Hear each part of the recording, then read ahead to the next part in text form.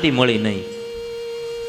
એટલી વેદ રચ્યા, એટલા પુરાણો રચ્યા, મહાભારત રચ્યું, પણ એ વેદવ્યાસને શાંતિ મળી ને. આ ખાલી વેદવ્યાસનો પ્રશ્ન નથી. કાલે મેં તમને કીધું એમ, આપણને કોઈને અંદરથી શાંતિ? કાયમ મોજ રહી છે ખરી આપણને? કાલે મેં મોજમાં રહેવું એ થોડીક વાત કરી હતી. આપણે તો ઘણું મોજમાં રહેવું, પણ આ સંસારની માયામાં જીવીએ છીએ, સંસારની ઝંઝાળોમાં જીવીએ છીએ. આપણે તો ઘણું મોજમાં રહેવું હોય, પણ એવી પરિસ્થિતિ નિર્મિત થાય કે જે આપણને મોજમાં ન રહેવા દે. માઇન્ડ હરખ્યું થાય ત્યાં હાડુભાઈ રિહાઈ જાય, હાડું હરખ્યો થાય ત્યાં વેવાય રિહાઈ જાય, વેવાય હરખ્યો થાય કંઈક બીજું થાય. આમાં ક્યાં મોજમાં રહેવું? પણ તખતદાન બહુ સારું કહી ગયો કે ગોતવા જાય તો ગોત્યો જડે નહીં, ગહન ગોવિંદો રે, ગોતવા જાય તો ગોત્યો જડે નહીં, ગહન ગોવિંદો રે. હરિભક્તોને હાથ વગો છે, હરિભક્તોને હાથ વગો છે, એ પ્રેમ પર ખંદો રે, મોજ મારેવું, મોજ મારેવું, મોજ મારેવું રે. આપણે શ્રાવણ મહિનો આમ તો ગણી તો ભોળાનાથનો ગણાય. એમાં ઘણા બહેનો આપણે શંભુ શરણે પડી એ ગીત મોસ્ટ ઓફ ઘણા બહેનોને આવડતું હોય, પણ એની એક લીટી મને બહુ ગમે કે હું સંસારના માર્ગમાં જઈ રહ્યો છું, મારી આગળ પણ કોઈ નથી, મારી પાછળ પણ કોઈ નથી, તો આ દુઃખ આવ્યા ક્યાંથી? હું તો એકલ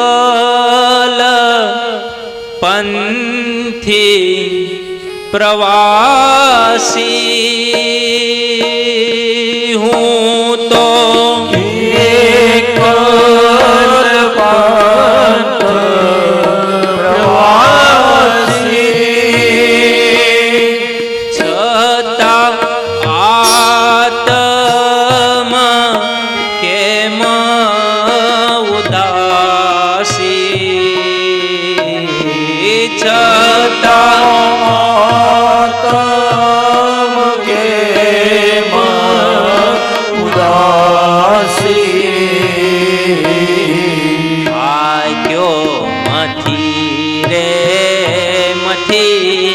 કારણ જડતું નથી, સમજણ આપો,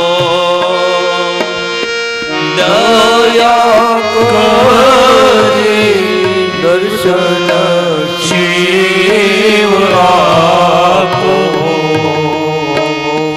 શંભો શરણે પડી મારું ઘડી રે ઘડી કષ્ટ આપો, દયા કરી દર્શન શિવ આપો, દયા કરી દર્શન શિવ આપો,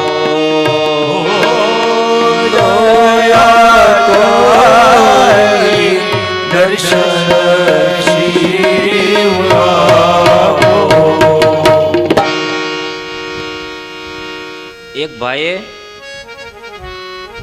એક ભાઈને પૂછ્યું કે તમને જીવનમાં કોઈ દિવસ એવું લાગ્યું કે તમે કોઈ દિવસ આનંદમાં રહો, એવું તમને કોઈ દિવસ કાંઈ થયું, એવો મગજમાં વિચાર આવ્યો કે તમે જીવનમાં હંમેશા આનંદમાં જ હો? એ ભાઈએ શું જવાબ આપ્યો? એ કહે કે એક દિવસ હું દેશમાં ગયો, ગામડે ગયો, અને મને ખસ થયેલી ખંજવાળનો રોગ લાગુ પડેલો, અને કાથીનો ખાટલો હતો, અને લીમડાનો પવન હતો, અને એ 8 દિવસ સુધી હું એ કાથીના ખાટલામાં હૂતો, અને એ જે ખંજવાળ આવતી હતી, ઘડીક આમ આવે ને ઘડીક આમ ફરું, અને એ જે 8 દિવસ જે ખંજવાળમાં મોજ આવીને એવી મોજ મને જીવનમાં ક્યારેય નથી આવી. હવે જે લોકો ખંજવાળમાંથી આનંદ શોધી લે એને બધે મોજ આવે. ટ્રેનમાં બહુ મજા આવી, જે ટ્રેનમાં આનંદ શોધી લે એને બધી જગ્યાએ મોજ આવે. સ્વભાવજન્ય દુઃખ, મેં કીધું દુઃખ તો હોય, પણ સુરેશ દલાલ કહે ને, ઉઠે અહીંયા ઉઠમણું, બેહે અહીંયા બેહાણું. ઉઠે તો જાણે એમ લાગે ઉઠમણામાં બેઠા છે, બેઠા હોય એમ લાગે બેહાણામાં બેઠા છે. બાપ રામ ન મળે તો કોઈ ચિંતા નહીં, પણ રામની મુસ્કુરાહટ ઘરમાં વસાવજો. પ્રસન્નતાનું મંદિર ઘર બનાવજો. ટેન્શન રાખવાથી, તમે કોકને પૂછો અથવા મનોવિજ્ઞાનનો અભ્યાસ કરો, ટેન્શન રાખવાથી આપણા શરીરની ઉર્જા કેટલી ઘટે છે, અને એ ઉર્જાનો જો ચોથો ભાગ આપણે મહેનતમાં લગાડીને તો પાસ થઈ જાય. પણ ટેન્શન, ચિંતાઓ, ડિપ્રેશન માણસને ઘેરી વળે. વિચારો હંમેશા શુદ્ધ અને પવિત્ર રાખવા, બને ત્યાં સુધી હો, બને ત્યાં સુધી વિચારો હંમેશા શુદ્ધ અને પવિત્ર રાખવા.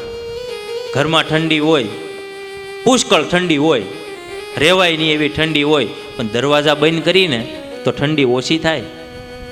ઠંડી વહી જાય એવું હું નથી કહેતો, એમ વિચારો આપણા શુદ્ધ હોય તો વિચાર સારા રાખી તો આપણને જીવનમાં બહુ સારું પડે. પછી તો અમુક તેડમાંથી ઘૂસી જાય નેગેટિવ વસ્તુ તો, પણ થોડીક તૈયારી રાખી તો ફાયદો થાય.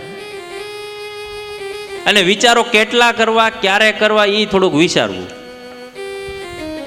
એક મહેમાન એક જગ્યાએ જમવા ગયા, તે ઘરધણીએ ખીચડી પીરી.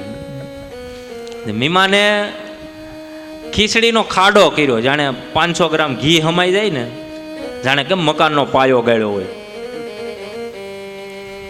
500 ગ્રામનો ખાડો કર્યો.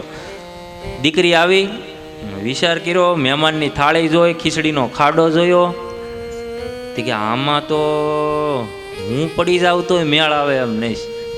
આ કેટલો ખાડો, કેવડો મોટો ખાડો કર્યો, જાણે મકાનનો કેમ પાયો ગાળવાનો હોય. દીકરી સમજદાર, એટલે ઘરમાં ગઈ અને ઘી મૂકી દીધું સાઈડમાં, અને કઢી લઈને આવી અને કઢી મહેમાનને નાખી દીધી. મહેમાન કે આ તો કઢી છે. તો કે અવડા મોટા ખાડામાં કઢી જ હોય, ખાડો તારી ઘેર કરજે મારા રોયા.